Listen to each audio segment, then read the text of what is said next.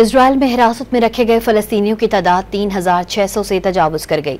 फलस्तीनी prisoners information office के मुताबिक Israeli जेलों में बगैर किसी इल्जाम या मुकदमे के कैद फलस्तीनियों की तादाद रिकॉर्ड सतह तक पहुंच चुकी है।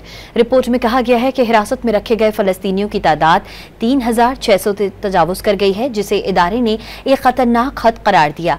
वाज़ेह रहे कि अक़वाम मुत्तहिदा की तरफ से जारी करदा एक बयान में पहले ही कहा गया था कि इजराइल के ज़ेरे हिरासत हजारों फलस्तीनियों को कैद तन्हाई में रखा गया है, जहां वो जिस्मानी तशद्दुद, खुराक से महरूमी और जिनसी ज्यादती का सामना कर रहे हैं। गजा में जंग छिड़ने के बाद इजरायली कैद खानों में फलस्तीनियों की हालत इज़ार से मुताल्लिक अक़वाम मुत्तहिदा की इस रिपोर्ट ने इंसानी हुकूक के बैनुल-अक़वामी कानून की पासदारी से मुताल्लिक इजराइल की जिम्मेदारियों पर संगीन सवालात खड़े कर दिए थे। अक़वाम मुत्तहिदा के हाई कमिश्नर बराए इंसानी हुकूक वोल्कर तुर्क ने यह रिपोर्ट जारी करते हुए कहा था कि इजराइल ने बहुत बड़ी तादाद में मर्दों, ख़वातीन, बच्चों, डॉक्टर, सहाफ़ियों और हुकूक के लिए काम करने वाले लोगों को कैद कर रखा है। इनमें से बेशतर पर ना तो किसी जुर्म के इर्तिकाब का इल्जाम है और ना ही उनके खिलाफ अब तक कोई कानूनी कार्रवाई हुई है। इन कैदियों को जेलों में इंतहाई बुरे हालात दरपेश हैं।